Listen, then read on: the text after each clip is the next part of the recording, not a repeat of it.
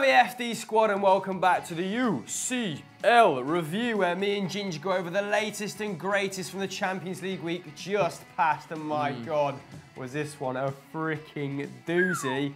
Take us away, Freckles, because only one place to start. Yes, it's Manchester City versus Napoli, by far the best game on show this week. Manchester City, of course, running out 2-1 winners, and in doing so, equaling a run of 10 wins on the bounce that they put out last season. Yeah. Napoli on scintillating form as well. Top of Serie A, of course, on 24 points from 8 games. They've bagged 26 goals in the process, and they were coming off the back of a 1-0 away victory at Roma, which is a very, very good result. We saw how good they were against Chelsea, but in the first 30 minutes in this game, there was only one side in it, and it was Manchester City. Yeah. I actually thought when watching it, this is potentially one of the best performances I have seen from an English side in the Champions League in the last decade. It was unbelievable. They were completely unplayable. Sterling and Jesus in particular were on absolute fire. Sterling has started the season so well. 8 goals in his last 11 Premier League appearances. That's actually 2 fewer than his entire return in 48 appearances last season. Absolutely mental. And Gabriel Jesus, running out of superlatives to describe the kid. He now has 2 in 3 in the Champions League this season and 21 goal involvements for Man City in just 20 starts. He's still so young as well. It's unbelievable. I think 15 goals, 6 assists. What a combination. But can't really go through this game without mentioning Kevin De Bruyne, can we? We all know how good he is at the moment. We said on Monday that he is potentially the best central midfielder in world football. And my God, was he good against Napoli. Obviously thundering that left-footed drive against the underside of the bar off his weak foot. Great, great strike. And Manchester City, as a side, have been fantastic. 6 players have now been involved in 9 goals or more already this season. That's ridiculous. Yeah. Depth. That front unit is absolutely insane, and it showed throughout the game. They actually finished the night on almost double the shots, with 15 to Napoli's 8, also topping possession on 54%. Now, that is something Napoli won't be used to, being very strong in those areas. However, they did need their goalkeeper, Edison, to save a first half penalty from Mertens, and it was an absolute shocker, wasn't it? Head down, headless chicken, not something you associate with the Belgian, who's in fine fettle. Now, Manchester City keepers, before obviously Diawara scored, had saved the last 6 penalties they'd faced in the UCL. Stat. What a weird stat that is, little nugget for you. But yes, I think Napoli, second half, actually grew into the game as City failed to make that first half dominance pay. With the hosts actually, they only managed 4 shots after the break compared to 11 before it. Yeah. That shows you how the Porto grew in confidence. They should have been way more than 2 ahead at half-time. Yeah, and I think this was largely down to the introduction of Brazilian Allen. He really solidified that midfield. Although they lost Insigne, he was one of their bright sparks in the first half. It meant Zielinski could be pushed out to the wing, and I thought Zielinski, his performance was indicative of a midfielder who was just being overrun. Yeah. Fernandinho, obviously KDB. They had Fabian Delph tucking in as well. David Silva. Such was the way that the Man City players swapped out with one another. They just flooded that midfield. Yeah. However, only a last-ditch tackle from John Stones kept the visitors from pegging one back before, as I said, Diawara coolly converted that second half penalty. Actually, his first senior goal for the club. Good pen, though. What a time to step up and take it as well, following that Fernandinho foul on Gulam. I thought he was great. Yeah, Gulam was especially in that second half, really taking the initiative to Manchester City down that left-hand side, giving Kyle Walker all sorts of problems, really quick feet, a much better attacking player than I had assumed. Yeah. But you know what they say about assuming. But yeah, so he was a constant menace. But Manchester City now have the best goal difference of any team in Europe's top 5 divisions, which is just a culmination of everything that we've said before, a result of everything we've said before, that immense attacking unit, the improved defensive unit, Otamendi, John Stones. I think John Stones made 53 passes in the first half, didn't misplace a single one.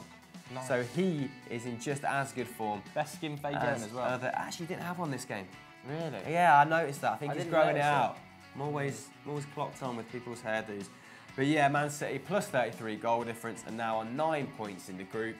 Are they England's best chance of winning the Champions League? I mean, there's no question about it for me, but what about you?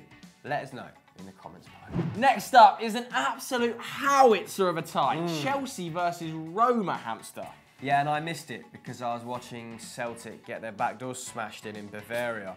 However, I did watch the highlights this morning and it looked like a doozy. Now, Antonio Conte must have been confident coming into this game because prior, he'd won all of his home matches against Roma, scoring 14 and conceding just 1. Big numbers. So tactically, big numbers. Obviously knew what he was doing against the Romans. And they started well with David Luiz opening proceedings just 11 minutes in with a clinical, long-range side footer, an absolutely sumptuous finish. Yeah. And 6 of his last 7 goals have now come from outside the box. So you can understand why the Chelsea faithful scream shoot every time the Brazilian gets the ball. And then things are looking even better. It's all going rosy at Stamford Bridge, mate, as Eden has doubled the lead with his first UCL goal. Get this, bit lucky. in 952 days. That's awful. For a player of his calibre, what has been happening in the Champions League? Lucky as well. Lucky little bobble off Morata's toes. But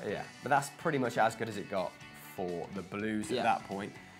Because they surrendered a 2-goal lead, and it's only the 3rd time Chelsea have failed to see out a 2-goal lead.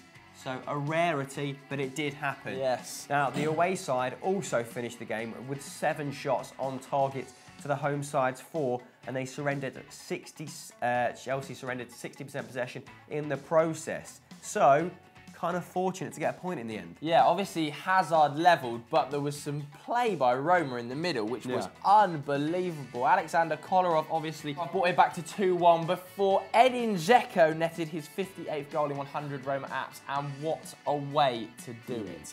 My word, was this volley good. This was like Van Persie's volley against Aston Villa, over the shoulder, dropping across the keeper, except this time it was on Dzeko's weak foot. One of the best strikes I've seen so far this season, in my opinion. Absolute He actually scored a similar one in Serie A early in the season. May have been in the half fees, but loves a volley. Yeah, so we've got Kolarov on the score sheet, Dzeko on the score sheet, and it then happened that Kolarov turned provider for a Dzeko header to put him in front. Man City right now are so good, the ex-players are even getting in on the goals. Really, really good performance actually from Roma, who haven't actually started the season brilliantly. No. Under new management. Also, as you mentioned a little bit earlier, Eden Hazard may be struggling for goals more than people are suggesting. Like you said, hadn't scored in 952 days in the Champions League, but he'd only actually got 1 in his last 14 appearances for Chelsea in all competitions. So he doubled that tally on the night. Has been injured though, right? Yeah, he has been injured, so let's give him a little bit of time. But Chelsea weren't at their best in this game. A little bit of a disjointed performance. The midfielders, Fabregas, Bakayoko, struggled to dictate the tempo. In fact, the most passes completed by a Chelsea player, Thibaut Courtois, who completed 41 passes, which is a mental stat. Very rarely happens. But nevertheless, Chelsea take a point, and they'll be heading to Roma in a couple of weeks' time. Last but not least, we've gone for RB Leipzig versus Porto, where there was a 5-goal haul. What's a game, Joseph? Well, what a first half, really. All of the goals, all 5 of them, came in the first 45 minutes. And this was actually RB Leipzig's first ever Champions League win. So hats off to them, puts them 2nd in the group. The Easterners have actually become the 12th club from the Bundesliga to make an approach to the Champions League. So a big, big number there. And they are deadly going forward. The 4th most chances created of any team in the competition right now. They've created 38. The only teams that have created more chances than them, we're looking at the likes of Bayern Munich, an absolute behemoth of Champions League history. 57 they've created. Liverpool, who've got 47 chances, probably created 46 of them against Maribor. And they beat them 7-0. And Chelsea, 42. Now, we know those are big established clubs. So Leipzig making their debut in the Champions League this year with Red Bull's money is very, very impressive. But not a good result for Monaco, this one. That puts Monaco bottom of Group G. Besiktas floating up there on the top, Leipzig 2nd and Porto 3rd, despite the fact Porto also got a result in Monaco against the French outfit. But there was some incredible individual displays as well, wasn't there, Hamster? Yeah, especially given that Timo Werner, their standout forward, didn't start. And just to hark back to Monaco, they've been struggling defensively this season really, really badly. Let's hope they can at least scrape through to the Europa League, because there's still a lot of talent in that side. Now, yeah, the Leipzig midfield four, I just want to highlight them for a second because you look at the lineup and it's a joy to behold, my friend. You've got Bruma, you've got Keita, you've got Forsberg and Campbell. So in there, Campbell, ball player. Forsberg, you've got that goal threat, that wide man who can drift inside. Keita, who can do everything, and Bruma, he can fill in the gaps. Now, Forsberg was man of the match in this game. 1 goal, but 7 dribbles. Outrageous and that wicked number. left foot of his. 5 chances created with an 89% pass act. So what he does precisely. Now, Naby Keita, as I just intimated, mopping up behind him. He made 7 interceptions on the night, the highest of any player in a singular Champions League game this year. That's what you want from him.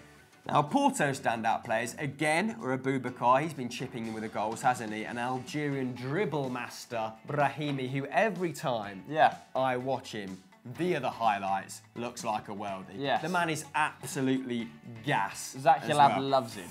Of course he does. But yeah, he completed 8 dribbles on the night, which coincidentally was the highest amount of dribbles completed in a Champions League game this campaign. So, a lot of records broken.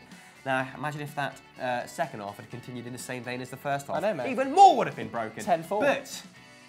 But did you see? Oh, let's not talk about it. Kevin Sean Augustin's absolutely filthy pirouette. Someone get a hose because those players from Porto need to be washed. They were filth. Awful. Disgraceful. Sent them back to the 16th century. I mean, they have families. I know, the poor blokes. Is it Jean Kevin or Kevin Jean? Let me know in the comments. So guys, that was this week's UCL review. Who do you want to see us cover in the next couple of weeks? Let us know on Instagram, on Twitter, and in the comments below. But Joseph, this Friday, which is tomorrow, we have something very special coming up, don't we? Let the fine people at home know what it is. Yes, you've seen the FDFC Insta. You've seen the FDFC Twitter. Now watch the FDFC YouTube channel. We're on every platform, baby. And we're still terrible at football, so give us a subscribe. Yeah, out of pity, more than anything. Yeah. Going live with 2 videos so you can get to know the squad that little bit better. That's it from us. Bye. Auf Wiedersehen.